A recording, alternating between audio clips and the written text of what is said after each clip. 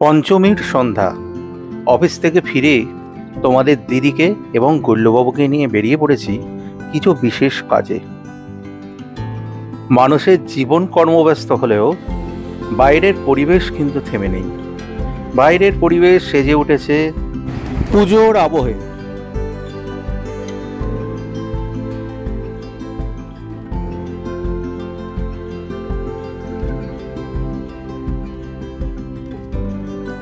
গুল্লুবাবু ব্যস্ত হয়ে উঠেছে লাইটিং নিয়ে। শুধু লাইটিং দেখলেই হবে না, ওকে এর ইন্টারনাল ব্যাপারটাও বুঝতে হবে। পায়ে পায়ে চলে এলাম নেহেরুনগর সার্বজনীন দুর্গোৎসব কমিটির মণ্ডপে। আজকে এ মণ্ডপ দেখে যতটা ফাঁকা লাগছে, এ মণ্ডপ কিন্তু আগামী দিনগুলোতে ততটা ফাঁকা থাকবে না। আর মণ্ডপ নিয়ে বলতে গেলে যেটা বলতে হয়, খুব সুন্দর একটি মণ্ডপ তৈরি করা হয়েছে। আমরা এখন ভেতরে যাচ্ছি। আর এই মণ্ডপটি সম্পূর্ণ তৈরি হয়েছে বাঁশের জিনিসপত্র দিয়ে। এনাদের থিম এবার বাঁশের প্রাসাদ। আগামী দিনগুলোতে যারা এই মণ্ডপে আসবেন তারা জেনে রাখুন, এত ফাঁকা কিন্তু পাবেন না। আমাদের পূর্ব বছরের অভিজ্ঞতা বা পূর্বতন বছরের অভিজ্ঞতা এই কথাই কিন্তু বলছে। তোমাদের দিদি আর গুল্লুবাবু আস্তে আস্তে মণ্ডপের ভেতরে ঢুকে পড়েছে। এবার মণ্ডপের ভেতরের অংশটা তোমাদের দেখাবো।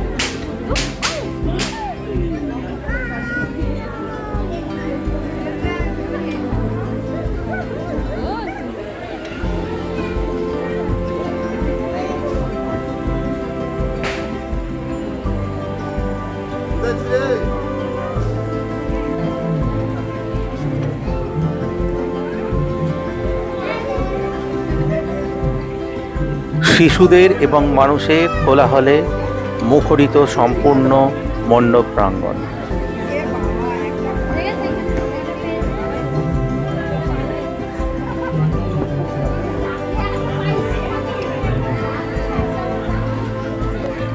আমি এদিকে শ্যুট করে চলেছি, আর ওদিকে তোমাদের দিদি দেখো গুল্লুবাবুকে সামলাচ্ছে। গুল্লুবাবুরও ভালো লেগেছে, মা দুর্গাকে প্রণাম করছে। আগামী দিনে যদি ভিড় উপেক্ষা করে তোমরা আসতে পারো, এই মণ্ডপ কিন্তু এবং মায়ের মূর্তি সত্যিই দর্শনীয়। এই পুজো উদ্যোক্তাদের বিশেষ আয়োজন মণ্ডপের ঠিক পিছন দিকেই শান্তিনিকেতনের সোনাঝুরি হাটের আদলে একটি মার্কেট, যেখানে বিভিন্ন হ্যান্ডিক্রাফটের জিনিস দেখলেই মনে হয় এই দোকানগুলি শান্তিনিকেতনের সোনাঝুরি হাটের ওখান থেকেই এসেছে। কিন্তু একটা কথা বলবো, যেটা আমার ব্যক্তিগতভাবে মনে হয়েছে, দাম কিন্তু ওখানকার তুলনায় অনেক বেশি। যে কারণে তোমাদের দিদি খাটাখাটি করতে গিয়েও দরদাম করে আর কিছু কিনে উঠতে পারেনি।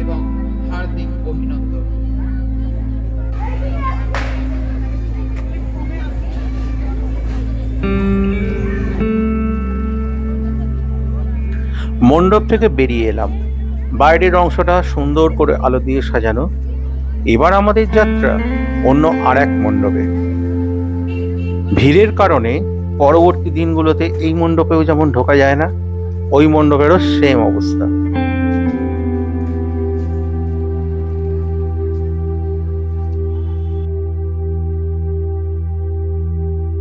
চলে এসেছি জিটি রোডে।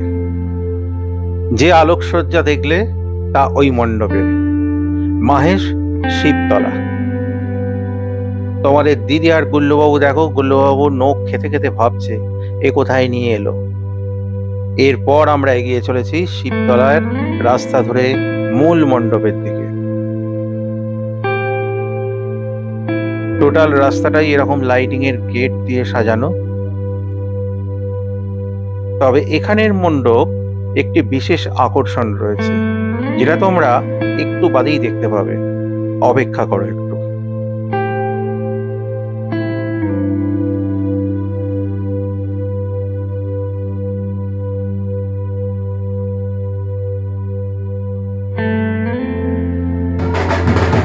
চলে এসেছি মণ্ডপের একদম সামনে। ঢাকের আওয়াজে বুঝতেই পারছো এখানকার পরিবেশটা ঠিক কিরকম। আর সুদৃশ্য প্যান্ডেল, দেখো এখানে সবাই মনের আনন্দে ঢাক বাজিয়ে চলেছে।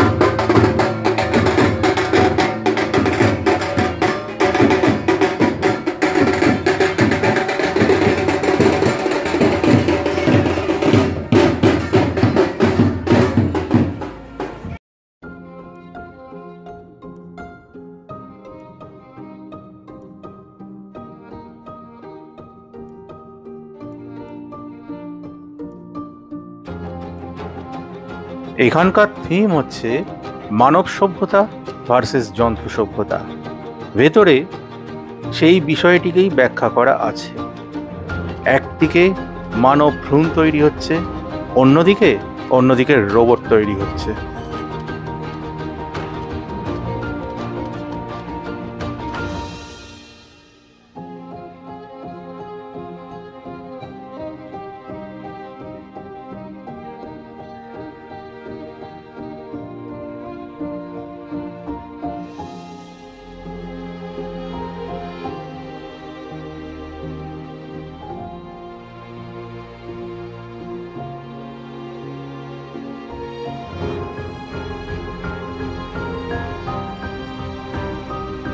এই হলো মানব ভ্রূণের প্রতিরূপ।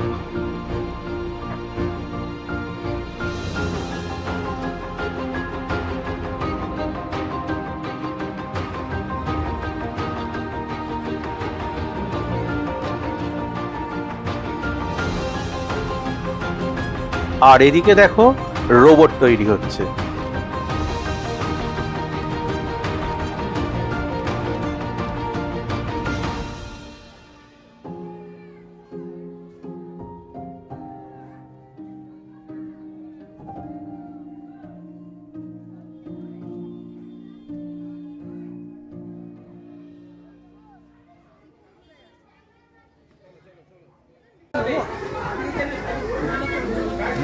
এবারে আমরা প্রবেশ করলাম মূল মণ্ডপের ভেতর।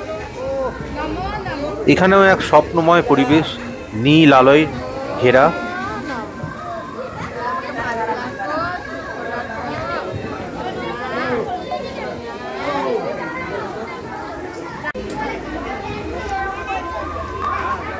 এই হলো মা দুর্গার মূর্তি।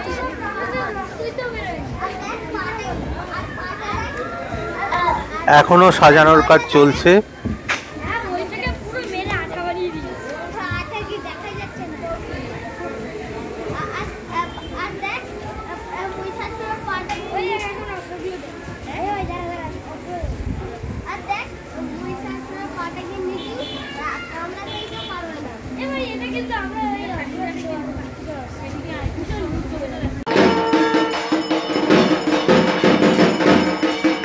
বন্ধুরা, চলে এসেছি বাড়িতে, সাথে গুল্লুবাবু বদমাইশি অন। রাস্তায় কতটা ঘুরেছে গুল্লুবাবু? অনেকটাই ঘুরেছে, এবং সবটাই প্রায় হেঁটে হেঁটে ঘুরেছে। তা তোমাদের দিদি এখন গেছে রান্না করে। আমি ভাবলাম এই সুযোগে তোমাদের সঙ্গে একটু গল্প করে নিই। আর তার সাথে চলে এসেছি ব্লগের শেষে। এখন পুজো, সবাই পুজো নিয়ে ব্যস্ত। পুজোর ব্লগ দেখার ধৈর্য কার কতটা আছে জানি না, যে কারণে ব্লগটা একদমই ছোট রাখলাম আজকে, খুব কম সময়ের মধ্যে।